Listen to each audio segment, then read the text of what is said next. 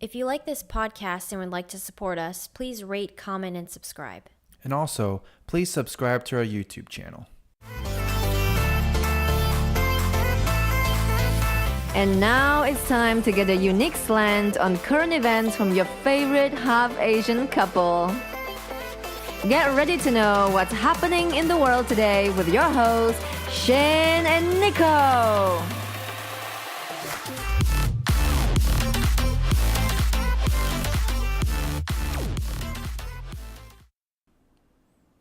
Hello. Oh, really? Why, you thought you were going to start the podcast? Yeah, Oh, sorry. Oh, wait, that's just me being too dominant over you. that's Sorry about correct. That is correct. So, my name is Shaine. Why do you sound so depressed? My name is Shaine. I don't want to be Shaine anymore. What's your name? I don't know, what is my name? Nico. Okay. So, yeah, I'm Shaine. And I'm Nico. And, yeah. We're together, we're awkward. And my voice was cracked earlier, so there you go. But yeah, so we are here with another episode of What's Happening. What's going on, everyone? Hope you had a great day or whatever you're listening to this. I don't know, whatever. Anyway. Hope you're having a great life. No, just kidding. Well, I'm not kidding, but... Anyway, we had another guest on the podcast. We had Phil Labonte of All That Remains, the lead singer of All That Remains. I gotta make sure and let him, he's not the guitarist, okay? So, I mean, not when he's on stage, he's just, anyway, whatever. You know who he is if you know about libertarianism. You know who he is if you know who he is. Yeah, you know who he is. Yeah, we'll make a rap about it. Maybe. No, we won't. But yeah, we had Phil Labonte on to kind of just talk about his road to libertarianism, and how he views the country right now. And also, he gets to tell you the government programs that he would cut and the departments that he cut. So, boom, shakalaka, there you go. And without further ado, here we go. All right, we're going to take a few moments to talk about our sponsor, Infinite CBD. Infinite CBD has some of the cleanest CBD available. CBD is derived from cannabis, but without the THC, meaning there's no psychoactive reaction in the body, only the health benefits. I personally love the Asteroid CBD gummies because they work fast and they taste great. I've found that using Infinite CBD reduces my anxiety and stress levels and even helps me sleep better. I personally use the freezing topical point cream on my neck and back because I'm tall and I have tall people problems, and my neck and back hurts pretty much every single day. So I use it to calm the pain, and it works great. So yeah, really appreciate it, Infinite CBD. Now, if you want to have any of these products, make sure you use our promo code HAPA10, HAPA, and the number 10 to get 10% off your order. Again, go to infinitecbd.com and use promo code HAPA10 for 10% off your order. All right, let's get back into the show. All right, we are here with Phil Labonte. How are you doing, man? Doing good. How you guys doing? All right. Pretty good. Yeah. Cool. So we know that you just finished your tour that we were fortunate to witness, one of your shows. How did the tour go? It was great. It was killer. We did the co-headlining run with Attila, and that was about 6 weeks. Before that, we did 2 weeks with In Flames, and so we were gone for 8 weeks, and that's a healthy long tour, So it's nice to be home. It's nice to be nice to see the girl. Nice to be with the dogs and not sleep in a rolling bunk every night, So it's cool. It was a good tour, though. It was really good. It was very successful. Yeah, it was a good show. You guys put on a really good show, and Attila for sure puts on a really good show too. So yeah, they're crazy, man. They're crazy. Yeah, they are crazy. yeah, what was it? Was it them that did that pineapple pizza song? Yeah, what's going on? That was funny. But and I'm on team no pineapple. I think that pineapple on pizza is a you should know that, Nico. But yeah. What? I can't keep track of this because there's so many people who hate it and a lot of people who really love it. So yeah. Yeah, I mean, you can put whatever you want on your pizza. I'm not one of those it's like, if you are a pineapple lover, then to gulag with you. But for me, I mean, I'm all set with pineapple on the pizza. And it's not that I don't like some people are like, oh, you don't like the sweet and savory thing. It's not about the sweet and savory. It's just pineapple as a topping on a pizza just doesn't work for me. Like I love like salted caramel and stuff like that. That like it's not about sweet and savory. It's just pineapple on a pizza. No, thank you. So barbecue sauce and bacon and pineapple pizza, that doesn't sound appetizing. See, barbecue sauce and bacon sounds awesome. On a pizza, though? On a pizza, yeah, I'm okay with that too. Okay, good. It's funny when we talked to Larry Sharp and we asked him this question. It was funny because he was, gave us his whole rant on why pineapple pizza is an abomination. It was great.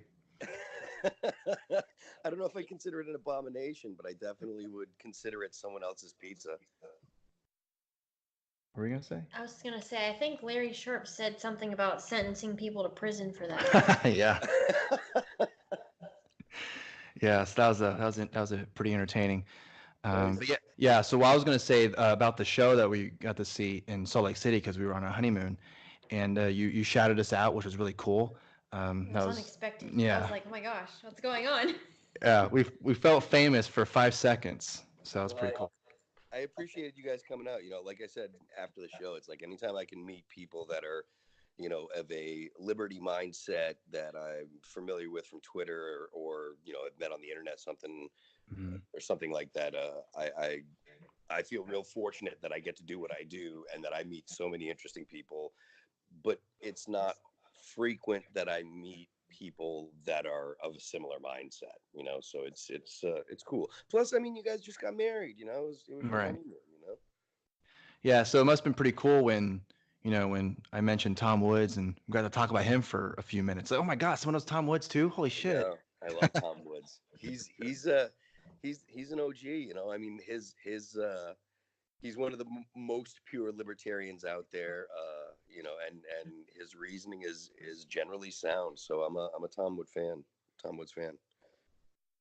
Yeah, he's his podcast is great and he has Yeah. a lot of interesting guests. So, yeah. So to kind of talk about libertarian and liberty in general, when you're on the road, like you said, it's not very often that you get to meet people who are libertarian.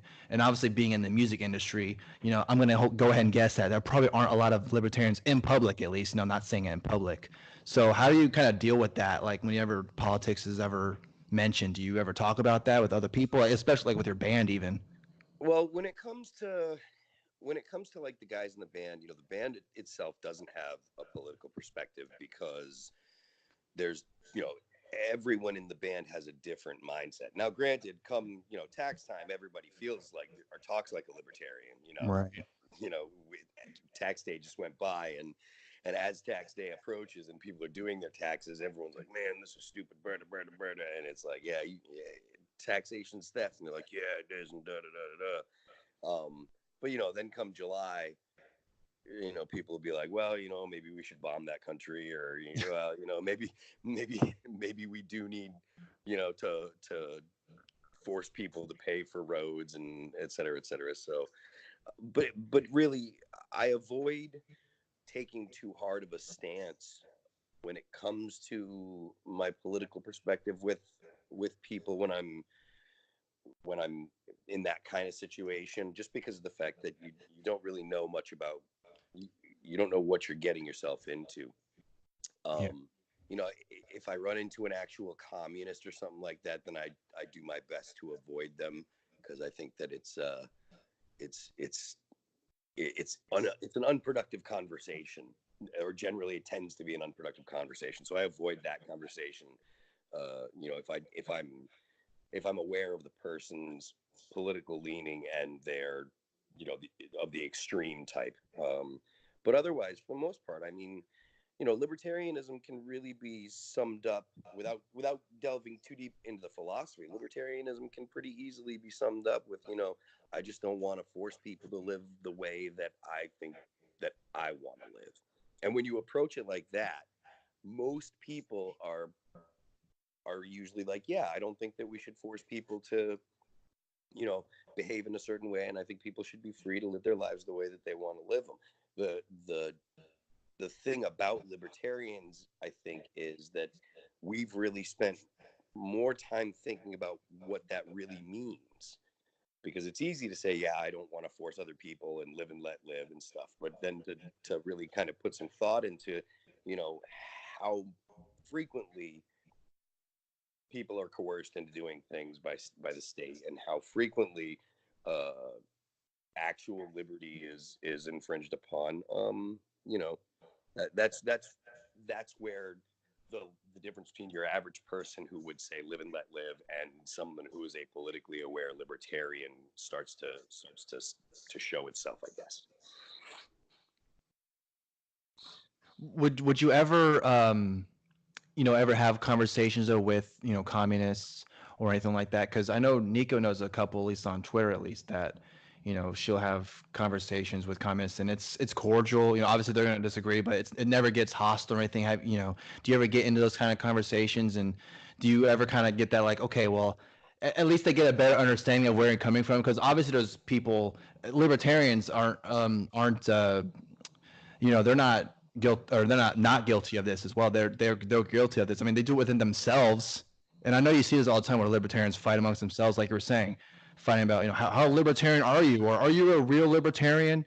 That kind of shit. The purity test that tends to happen. Yeah. I have had conversations with communists, and as long as they're not like a revolutionary communist who's rationalizing killing millionaires, right? Which Right. you do tend to see that. Just so long as they're not that type of communist or that type of Marxist, then I can be completely I'm completely fine with discussing ideas with them and stuff. But when you get into the more extreme revolutionary communists, who are the ones that are saying, look, we're going to build the guillotines and we have to kill all the rich people and stuff, I find it difficult to take them seriously, because they're vastly unprepared for that type of action, and I think that they're LARPing. So Yeah, this is kind of off track, but I don't know why I just thought of this, but that Bernie Sanders town hall that he did on Fox News? yeah. And we were listening to the Part of the Problem episode that Dave Smith does, and he was talking about it. And it's amazing how I think it was the first question they asked him was about his taxes, right? Yeah, they asked him about him actually being in the 1%, basically. Yeah, and he was like doing his absolute damnedest to be like, no, I may not be in the 1%, but Trump hasn't released his tax returns. He needs to release his tax returns too. I did it. You should do it too. It's like, we're not talking about Trump, man. We're talking about you. You're here in the town hall. No one gives a fuck about you. We already know you don't like Trump. Yeah. So I'll give kudos to Bernie for going on Fox News, and I think that, of course, I think that far more politicians need to do that. Bernie Sanders isn't going to convince any MSNBC viewers that his perspective is right. They generally agree with him, and the differences that they have are probably around the edges. Mm-hmm. And that means that you're not going to convince any voters that would vote for someone else. And if you look at the amount of people that voted for Trump that were previously Bernie supporters, it's a surprisingly large overlap. There was a lot of Bernie supporters that when Bernie, laid down and let Clinton walk all over him, they went, well, I'm going to go vote for Trump then, because they weren't into the whole identitarian side of it.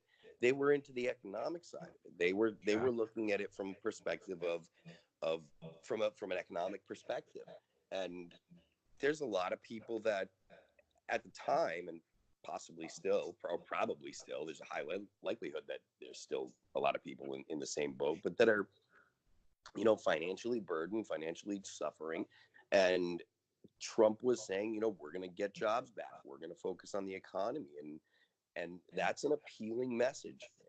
And no matter how much you say that Trump is a bad dude or Trump is a immoral person, which I don't think that I have a problem with people making that argument, because I think that he probably is a scumbag, and he's probably an immoral dude. I mean, the guy was banging around on his wife. I think, the guy was banging around on his wife. Melania, he had an affair with Melania before they got married. So I don't think that there's any kind of argument that Trump is a pure kind of good guy. But there's only the most idiotic people in American political life make the argument that Trump is a good guy. And your average person doesn't really care what Trump does in his personal life. They care about, is he going to be, is he going to have policies and support policies that are going to help America? And that's really what the America First agenda was. As much as people on the left want, especially the identitarians on the left, want to spin it as some kind of racist thing. It's not about it's not a racist perspective. The perspective is, I'm going to look at the US as my job, which is what a president should do. I don't understand people that say, oh, that's a bad perspective to have. So when Bernie Sanders was saying, we're going to do things that are going to help the middle class, and we're going to do things that are going to help, the average American, there was a ton of people that heard that and believed it and wanted it. And then when he just laid down for Clinton, they were left like, well, what are we supposed to do? Who are we going to go talk to? And so they voted for Trump. So to think that Bernie Sanders going on Fox News to talk to those people or to reach out to those people, hopefully that's what he would be trying to do. I don't see how you can look at that as a bad thing. You look at the people that will go on to CNN, and people from both sides of the aisle will go on CNN. People from both sides of the aisle will go on MSNBC. But people on the left don't want to come to Fox. And that's a problem, because Fox has the best ratings out of all the news channels. So to say, no, I'm not going to go and try to reach out to these voters and try to convince these voters that my plans will help them is just, it's incredibly stupid. Yeah. And, speaking about Trump and how, I guess, how conservative or Christian he is, Michelle Bachmann said, and when she was saying, oh yeah, Trump's the most Christian president we ever had, I was thinking, what? Like, it was painful, and I saw that tweet, and I was just like, oh my God, that I can't even believe that she's saying it. But there's people out there that are gonna, they're gonna swear up and down that, oh well, he's an imperfect messenger, but he's bringing God's message and blah blah blah. And it's like, give me a break. Give me a break. Yeah, we dodged a bullet with Michelle Bachmann, because Michelle Bachmann was a part of that, when she was saying that, Iran is, or I think it was Iran, but saying something about Iran was our, number one enemy, or I can't remember if it was Russia, but it was doing that. I think it was 08 or 12 debate, when Ron Paul was doing that whole, wait, what? Hold on a sec. You know what I'm talking about? Because there's that whole Giuliani moment, right? But Michelle Bachmann, I'm pretty sure, was part of that as well. Yeah, it's ridiculous, the things that some of the people in the Republican Party, are trying to pass off as legitimate points. It's punishing to listen to. I feel like my brain is just, being sucked out of my head, because or that I'm living in, like clown world or something like that. But that's the way that it is. And I think the best thing that you can do is try to figure out which ones are the reasonable ones. And as soon as people say that Trump is a godly man, you can take their opinion and file it under, stupid as stupid as it gets, Yeah. But so in terms of libertarianism, where do you see yourself classified as? Do you classify yourself as a anarcho-capitalist, a minarchist, like a conservatarian, collapsitarian? There's so many. The collapsitarians are fun to talk to, but I don't think that I am a collapsitarian. I'm probably a minarchist. You know, I kind of like the idea of the night watchman state, I guess, as little as possible. Um, I think that if you look at the Constitution, and if you take the Constitution literally, you know, like Judge Napolitano says, that it means what it says and it says what it means. Mhm. I think that for the most part, the Constitution was calling for basically a minarchist state, at least on the federal level. Right. Now the federal government has abused the necessary and proper clause, and has abused the commerce clause to the point where there there's almost no limit to what the federal government will do. But I don't think that the vast majority of the things that the federal government does are legitimate. I think that the 10th Amendment was written for a reason. I think that states' rights has a horrible tarnish on it because it was used as a defense of slavery, which I Right. can't even believe that was used as a defense for slavery, but it was. And I think that, you know, because of the abomination that was slavery, I think that will forever stain the 10th Amendment. And Yeah. it's really tough to make an argument for states' rights without someone implying that, oh, well, you know, without someone disingenuously implying that you're somehow supporting, you know, chattel slavery of human beings, which is uh, unquestionably not the case. Yeah. But that's what they'll do and what they'll say, because people are dishonest, and you know, very few people argue in good faith nowadays. So I think that a minarchist state at least a minarchist federal government is what the Constitution, or is something similar to a minarchist federal government, is what the Constitution intended or intends. And I think that's a pretty good assessment of what I think the federal government should be doing. Now, I don't want to speak for, people who don't consider themselves minarchist. So, but I do want to kind of maybe think of some arguments, because I'm sure there are anarchists who would think that, who are completely, the Constitution is meaningless or is useless. Like, why should we follow what a piece of paper says, all that stuff. And also, we're for, as minimal of a state as possible, but a state still, there, but obviously Yeah. not nowhere near as big as it is now. But Yeah. of course, there's that danger, if you still have that as small a state as possible, is going to grow as big as it is now, which it has done. So, how would you kind of counter that if that was the argument against the minarchist? Well, I think that for the most part, they're right. It's a Yeah. tough argument or it's a tough point to refute, or argument to break, however you want to phrase it. Mhm. Because I mean, we've seen it. Yeah. You know, we've got a written constitution that has a bill of rights that specifically lay out things that the federal government cannot do. Like, specifically says, this you're not allowed to touch, this you're not allowed to touch. And the amendments in the Bill of Rights are not unclear. They are not difficult to understand. But yet you still have people that talk about, oh, well, we should have a law against hate speech. Or they say, well, there's some speech you can't do because you can't yell fire in a building. And that's a ridiculous twisting of what they mean, because it's not about what you can say, as in, the word, specifically the words. It's about exchanging ideas. Yeah. People say, oh, well, the government can regulate what kind of guns you can have, so you shouldn't have semi-automatics. And it's like, well, the Second Amendment doesn't say guns, it says arms. So Mhm. yeah, people should be able to own tanks. People can own tanks. You can own explosives, you can own all these things. It's just that it's heavily regulated, and the reason that you can own them is because the government can't prevent you because of the Second Amendment.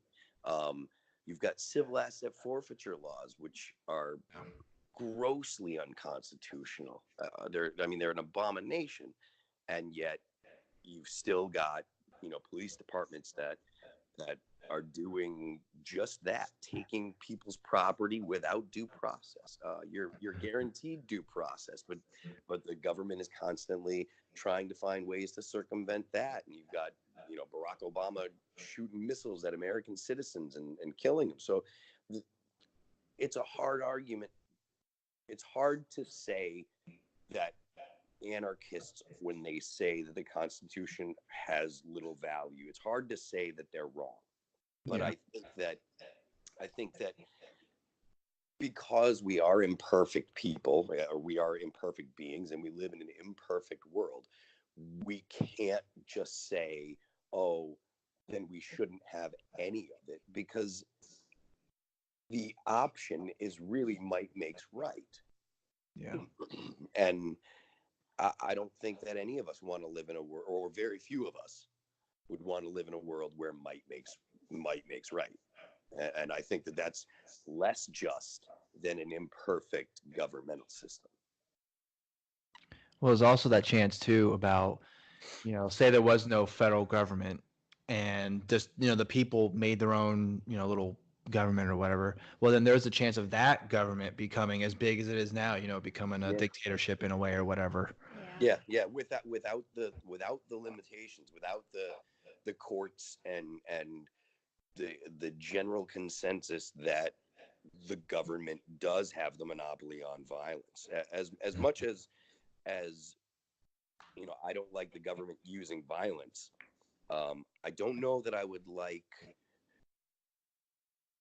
your average person saying that I'm justified in using violence just because, with no way for the rest of society to interpret it, or to have a clear picture of whether or not it was a just use of violence. Because he said we live in a world now where, even with courts, he said, she said, is extremely problematic. The government violates people's rights all the time. Mhm. And we do have a pretty stable government and a justice system that, while imperfect, generally works. And I don't think that that dissolving the government completely and having no courts to redress grievances and no protection on private property, I don't think that would be a situation that ends better than the situation that we have now. It would end. I think it would end differently, and I think that it would tend to more violence and a less peaceful society. Do you think it's possible at this point to go or to lessen the government, or do you think it's kind of got to run its course, I guess? Because it seems like we're just going like larger and larger, especially with all the wars that we're in. Yeah. I don't. I do. I think it's possible. Do I think it's likely? No. Um, you know, Everybody loves to say, people will talk about what they want to see cut. But then when you say something like, all right, how about if we just start with a 10% cut on everything, right? Cut every government program, every cabinet level position, cut every government agency by 10%. And as soon as you say that, not even a significant cut, a 10% cut to the size of the federal government, and people are up in arms saying, well, we just can't, we're down to the bone, everything is we're barely scraping by, and yada yada yada, and et cetera, et cetera. So I don't know that it'll happen, or I think it will not happen. I don't know how it would happen. It's possible, but I don't think that it's likely. As soon as you talk about cutting something, people start talking about, oh, we need to cut the military and yada, yada, yada. And it's like, fair enough. I want to cut the military. But the biggest drivers of our debt and deficit are are Medicare, Medicaid, Social Security. And as soon as you say that, oh, well, you can't take from children and old people and blah, blah, blah, blah, blah. And it's like, I'm not saying that we should take things from children and old people, but don't tell me that you want to cut the government when, you want to cut the federal deficit and cut the budget, and say that you're going to make a real substantive cut from that will help the actual debt and deficit only in the military sector, because that's not coming to the table with a reasonable perspective. There's not enough military to cut. It just kind of reminds me of like people's reactions. I don't know if they're just probably freaking out, but like when the government was shut down earlier, like everybody was freaking out. Worst shutdown ever. I know. I was hoping it was last forever, but of course, you can only dream, I guess. It's true. Like, I would love to see a cut of, like, just to start with, I would love to see the Department of Education cut. Oh, how dare you? I know, right? Because and of course then the response is, well, you just don't want to see people educated. But first of all, the Department of Education is younger than I am. So to say that we need the Department of Education because people won't get educated without it, I mean, you can point to recent history that people were educated before the Department of Education, right? So if you could get rid of the Department of Education, then I think that we might be able to start. Then I think that we could seriously talk about if it's possible to get rid of I think it's possible that we could start talking about making actual substantive cuts to the government. But when something as new and as much of an abject failure as the Department of Education is still a sacred cow, then if we can't talk about cutting that, then I don't think that we can talk seriously about making cuts. I mean, if you look at test scores, they're flat. Spending's gone up every year since the Department of Education was created, and test scores are either flat or have gone down. So throwing money at the problem doesn't work. We had plenty of people getting educated before the Department of Education, and colleges don't need to get money from the government. You have tuition for a reason. The government cannot be trusted with paying college tuition. Right now, you've got a huge problem with people going to college and getting in all kind of debt that they can't file bankruptcy on, and coming out of school with not a usable degree. They have no idea how to do anything in the real world. It's an absolute and total failure on every single metric that I've seen anyone bring up, and yet we still can't cut it. We still can't get rid of it. So I really don't think that there will be a significant cut to the government, even though I think that you need to go in there with a chainsaw and cut. So yeah, and if we're going strictly by how many cabinet positions there are, like you were saying, that the Department of Education is younger than you are. Yep. So if we look at George Washington, because I'm looking at it right now, if we look at George Washington's cabinet, it only has, of course, President Washington, and then the Vice President Adams, and then Secretary of State, Secretary of Treasury, Secretary of War, and Attorney General. That's it. Yeah. We could get rid of HUD. We get rid of Housing and Urban Development.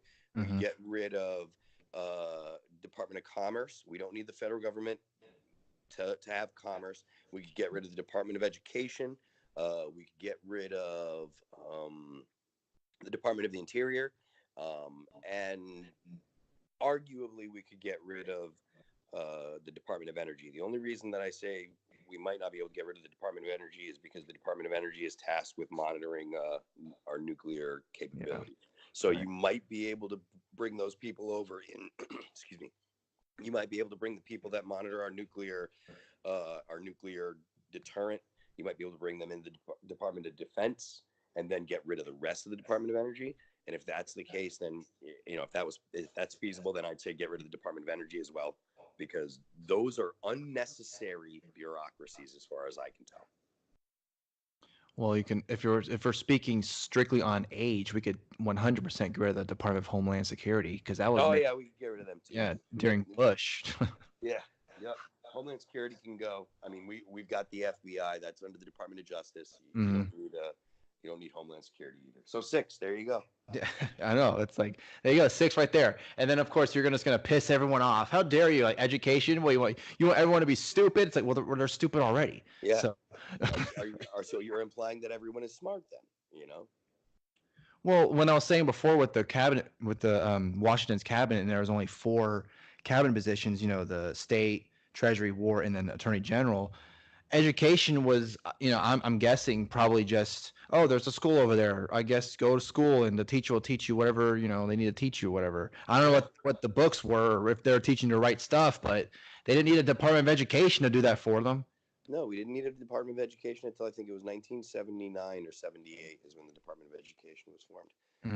And we managed to get to the point where we had nuclear energy before the Department of Education. So people were educated. All of the big discoveries in science that are still considered the big discoveries, as far as I understand it, had been made. So they don't have a unifying theory for everything yet, right? But they're still working on that. But they figured out how to split the atom.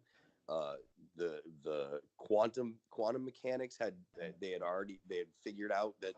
Not figured out, but they were studying quantum mechanics before the Department of Education. All these things that are currently still on the cutting edge of science, they were all discovered and the foundations were laid before the Department of Energy, or Department of Education. So I don't for 1 minute believe that the Department of Education is necessary at all. But schooling can be handled on the local level by the states and by the localities. So, So kind of a footnote. You know about the 10th Amendment Center? I do. I know that it was one guy that started it, and now it's a big deal, and I appreciate his work. Yeah, so I'm sure when you're talking about, states' rights and slavery and all that, I'm sure they get hounded with that kind of shit. The people that hate them, they get hounded with that shit all the time. You're a supporter of slavery. It's like, no. It's ridiculous. The arguments that people make that are just non-charitable, it's ridiculous to the way that some people approach an argument simply to vilify the person they're arguing with, which is not productive, and it doesn't convince anyone of anything. But apparently, if you can prove that the person you're arguing with is immoral, the arguments they're making don't matter. Yeah, and then also we're forgetting about the most important amendment in the Bill of Rights, and that's the Third Amendment. Yeah, I do think that it's important. I wouldn't want troops kicking in my door and then have to feed them and let them sleep in my house. I just think that it's probably the least likely to happen. I imagine there's not a lot of people out there that know what the Third Amendment says. Not that I know the wording of it, but I understand the concept of it. Yeah, you pretty much got the gist of it. The quartering of soldiers. I think it was like during peacetime or something like that. Yeah. So it's the Third Amendment, so it's the third one they thought of. And apparently it was a big deal back in the day, I mean, it might not be, it's not such a big deal nowadays, but it was a big deal back then. I don't know why, but it'd be funny if you're joking around, if a Third Amendment, you got to use that or something. So a soldier would come to your door, right? And they'll say, hey, I'm going to come in, whatever. I'm a soldier, I have a uniform. It's like, no, you got to come in with a warrant first. Yeah, seriously. Get your warrant, and then you can come here. Yeah. Of course, then it's like, well, they just get a piece of paper, and I guess this piece of paper says that they're allowed to come to my house. So now I can't do anything. So, that's I guess that's another argument in all of itself. How does a warrant make it better? Yeah. I mean, it doesn't make it more moral, but apparently it really, it takes your ability to fight it in court away. Mm. Hmm. So, kind of to go back about your start for being a libertarian, can you kind of tell us about that whole rundown of how you became a libertarian, or like what lit that light bulb in your head? It was Ron Paul. I came from being a Republican. You know, I grew up. My dad was a business owner, and he owned he owned a small business. He didn't have a bunch of employees. He had some people that he worked with, but he was never one of those dudes that wanted to have a massive business. He liked to do the work himself, and he was a contractor and did site work, and that was his thing. And I used to hear him talk about the problems that he would run into with compliance and stuff to build houses or do whatever it was that he was trying to do that day. And I think that's where my foundational politics came from, was my dad. And then as I got older and I think the first time that I was personally politically aware was during impeachment. So I knew Bill Clinton, and I thought he was kind of cool. He was the guy that was on MTV, and he played saxophone and stuff. And so I was kind of I was fond of him in the fact that he seemed cool. But then when impeachment happened, and hearing the way that all the people were defending Bill Clinton, I think is kind of what solidified me as not wanting to be that, because I was old enough to understand that what he was being impeached for was not a blowjob, and everybody just made it out as if the thing that he did that was bad was got head. And I was like, I watched him on TV say that he didn't do anything, and he was under oath. And if I did that, I would go to jail. So for me, I was very aware of the fact that it was because he had violated the law. He had broken the law by lying under oath.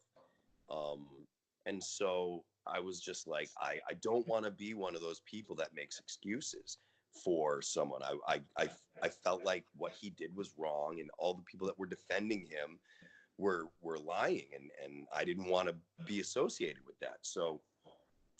So for me, I was like, I don't want to be that. And then when Bush won, I was like, okay, and I was generally a Bush supporter. And then after the Iraq War, I was like, these guys are no better. I mean, it took a minute to figure it out, but I was really, disillusioned with the fact that there was the whole, BS about weapons of mass destruction in Iraq. And so I was just like, all right, so what am I supposed to do? And then I, found out who Ron Paul was, and started listening to Ron Paul, and I was a Ron Paul supporter in 2008. And then I found out who Tom Woods was and Mises, and found where the foundational theories came from, Bastiat and Hayek and stuff, and just, went from there and learned, as much as I could. But Ron Paul was my guy. Yeah, I know for me, it was Dave Smith, and because I know he gets that all the time. But for me, I can't remember exactly what episode it was, but I think it's because the whole Legion of Skanks thing, and them being, like you were talking about before, with them being on Compound Media for that year they were on there. And I wasn't really a listener of Legion of Skanks, but I guess Dave Smith had mentioned that he had another podcast at some point. So I decided I'll give it a listen, and I listened to it, and I was just like, my mind was blew. I was like, holy shit, I have never heard of any of these arguments ever. Yeah. Everything it was saying either made sense to me, or it opened my eyes to be like, oh, there's a whole other section of politics out there that because I was just thinking, oh, it's just conservative, liberal, Democrat, Republican, all that shit. But then I was like, okay, so now there's a libertarian, or at least more, I guess more of the liberty standpoint. Because I mean, let's face it, conservatives pretend that they're all for liberty, but I mean, come on. They're not. Yeah. So. They just talk the talk. Yeah. But yeah, for me it was Dave Smith, and I think for Nico it was the same, right? Yeah, pretty Yeah. much. Yeah. I'm a fan of Dave Smith, and he's pretty consistent on libertarian principles and stuff. He's not one to mince words, and not one to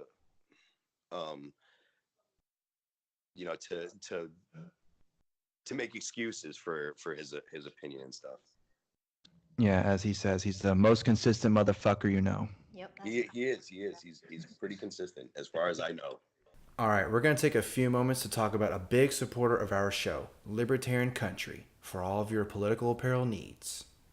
That's libertariancountry.com, and they have everything liberty related on t-shirts, sweatshirts, tank tops, long sleeve shirts, baby clothes, bumper stickers, hats. They have so many different options now. They even sell books.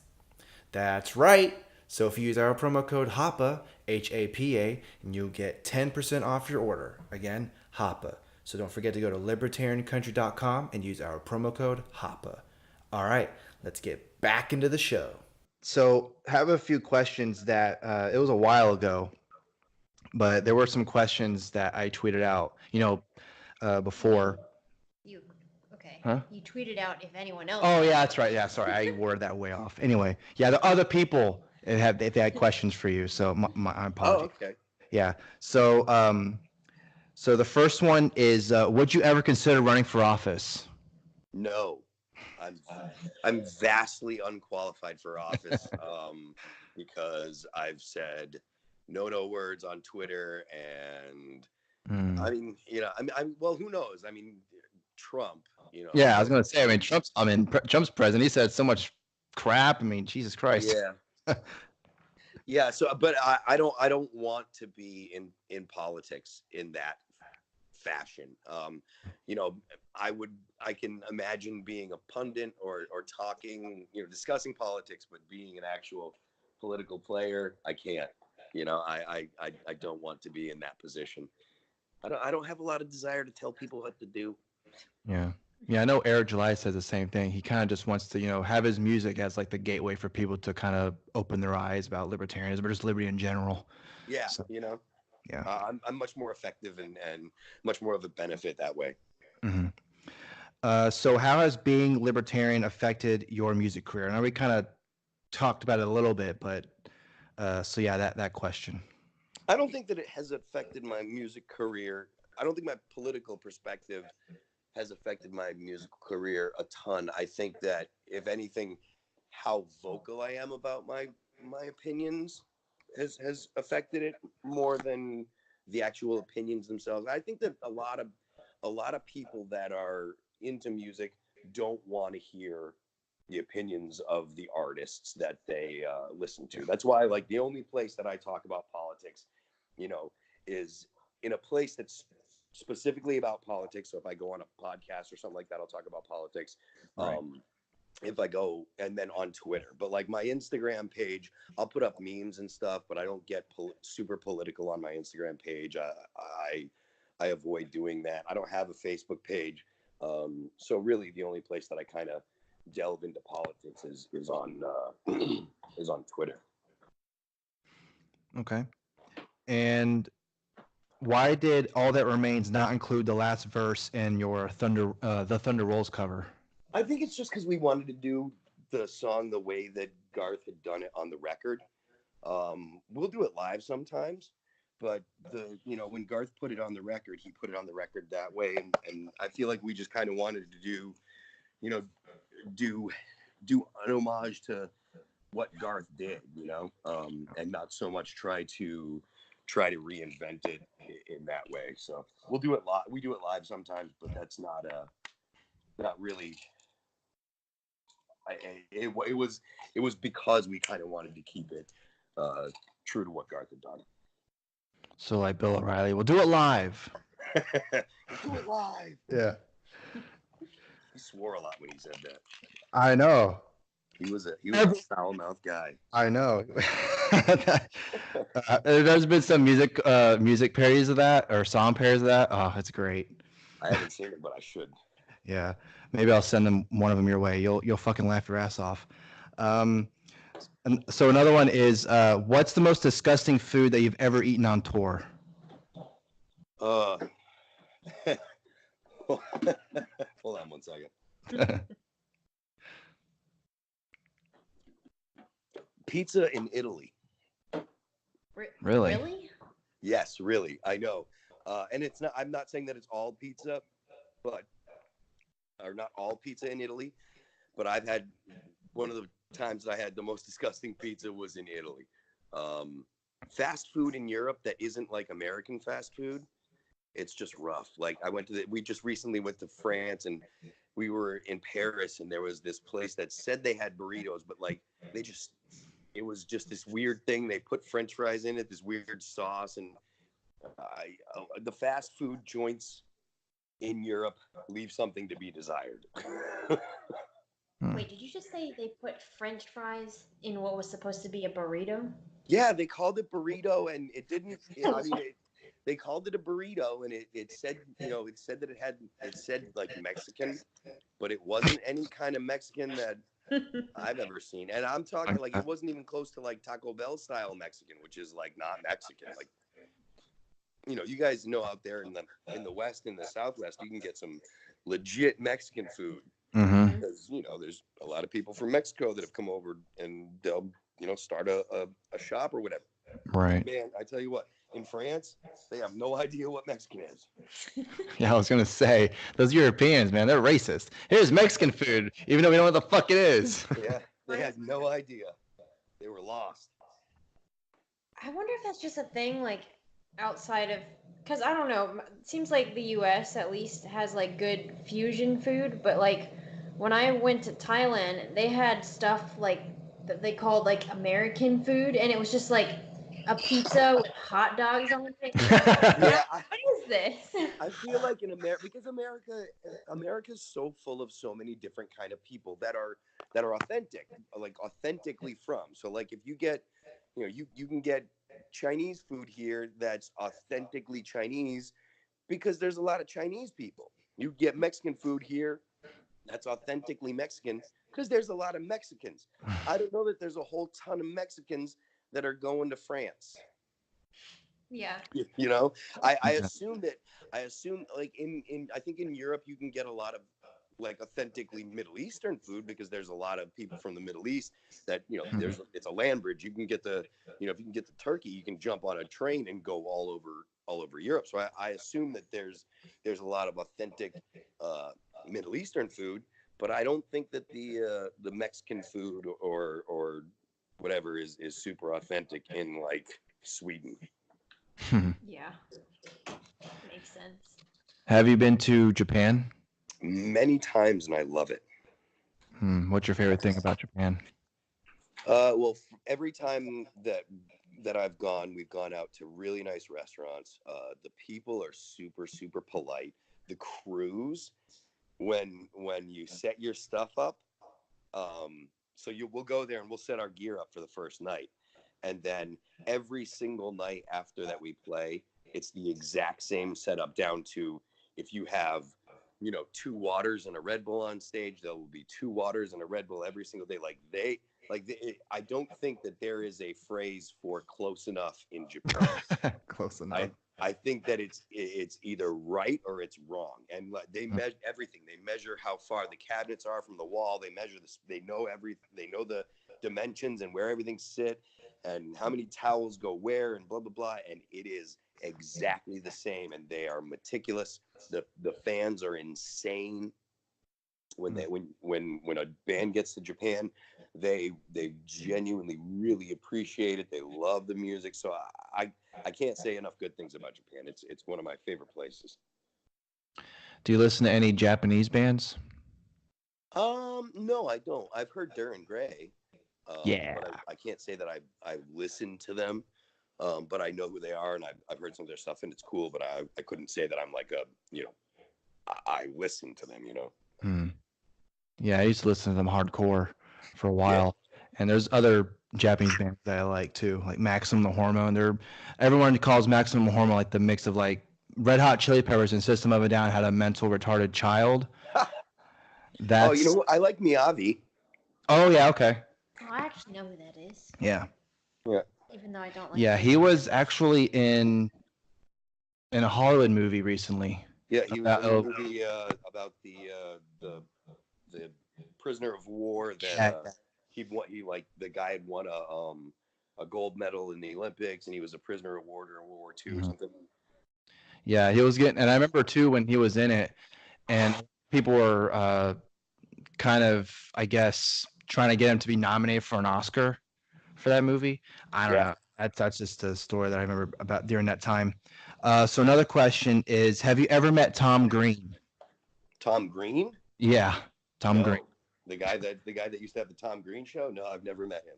Yeah, and in one of the funniest movies ever, Freddie Got Fingered. Yeah, I'm aware of the movie. Boy, That was the movie where he had like the sausages on his hands and he was playing the piano and they were like also tied up in the air and he's, Daddy, would you like some sausage? Daddy, Yeah, would you like some that sausages? okay. That part, everyone always talks about that part, but there's other parts of that movie that are like funnier way than that. worse, you mean? Yeah, way worse, I guess. But because there's a part in the movie where he's just driving. I think it's like in the beginning of the movie, or like towards the beginning of the movie. He's driving, and he looks to the right or something, and he like yells really loud, and then he stops, gets out of his car. And she knows what I'm talking about. Jumps over the fence or whatever, and starts Oh, jacking no. off the horse. Oh no. Jesus Christ. It's like, what the fuck? But it's so funny because it's so random. I don't know. Something about that scene just makes me burst out laughing every time I think about it. Yeah, I think that I would go with what the fuck as well. Yeah, that movie to me was just like I was like, oh, I don't know if I can do this anymore. Well, and because there's some, because I know Red Letter Media did a video about it where they did a whole review on the movie, and they were talking about how, I guess Tom Green, because like you're saying the Tom Green show, and he was like really popular during that time, Yeah. and so they were saying, okay, here we want you to be in this lead movie, we'll give you all this money. And this is what he came up with was Freddie Got Fingered. But some people were saying that he was kind of doing like a parody because he has a love interest, but the love interest is about as shallow as you can possibly imagine because there's a scene where he comes out of the helicopter. He says, I have all these jewels for you, all these beautiful jewels that I paid for you. And she goes, well, I don't want beautiful jewels. I just want to suck your cock. Nice. Yeah, Perfect. that you're like, how does anyone take this seriously? But yeah, That might be the point. yeah, exactly. Exactly. But yeah, speaking of movies, what's the funniest movie that you've ever seen? Funniest movie. Look, the South Park movie's hilarious. That's a good one. I was a huge fan of Ghostbusters. I mean, Caddyshack's hilarious. Yeah. But I don't know that I can pick the funniest. I was a big fan of Chevy Chase in the Vacation movies. Oh yeah, those are good. So when you're talking about the Ghostbusters, are you talking about the 80? Was it 85 or 2016? I believe it was 1983. Oh, wait. I'm definitely not talking about the 2016. Yeah, that movie was rough. That wasn't all that funny to me. So. Yeah, that was a big disappointment. Yeah.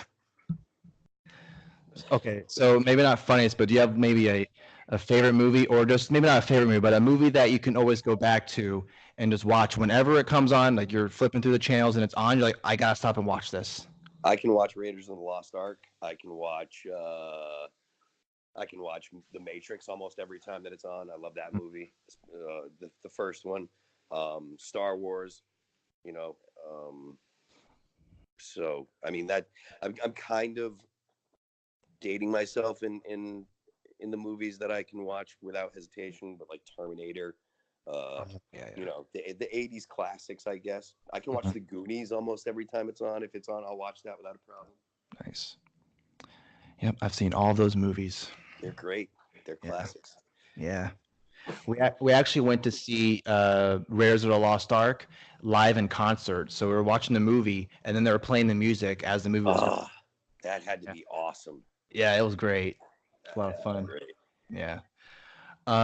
Okay, so the last question that we'll ask, or one of the questions, because I have another question after this. But anyway, so who's the most famous person to block you on Twitter? The most famous person to block me on Twitter. That you actually had a conversation with, or you actually had any contact with, not just some random block. There's a lot of people that like I'm on block lists and stuff. So I don't know for sure, but I mean, I haven't had a lot of interaction with celebrities. I tend to focus more on political people. So like Shannon Watts blocked me from Mom's Demand Action for gun violence or whatever. Oh, okay. But yeah, like I can't think of a lot of famous people that have blocked me. So I don't know.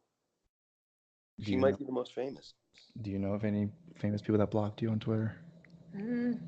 There's too many that I can't really pick one. Like I can't remember them. Mostly happened the first year that I was on Twitter. So.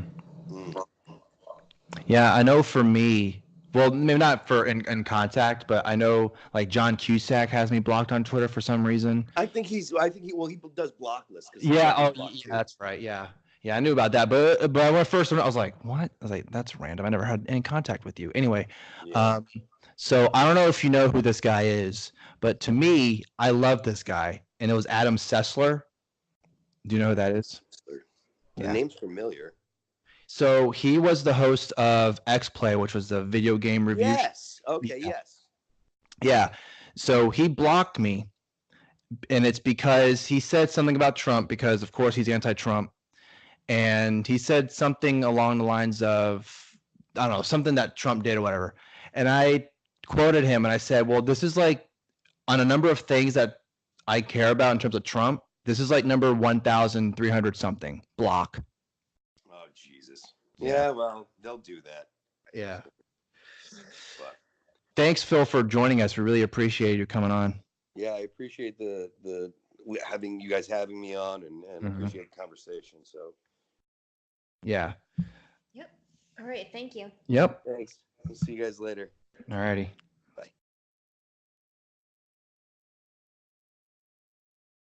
All right. Thanks to Phil Labonte for coming on to the show. Really appreciate it, man. Yep. Really appreciate it. Yep. And so, yeah, we'll see you in the next episode, all right? I hope you have a good one. I'm doing a rap pose right now. Oh, God. By the way, the next show will probably be just us. So now you're going to have to listen to us act like idiots for like 40 minutes. Hey.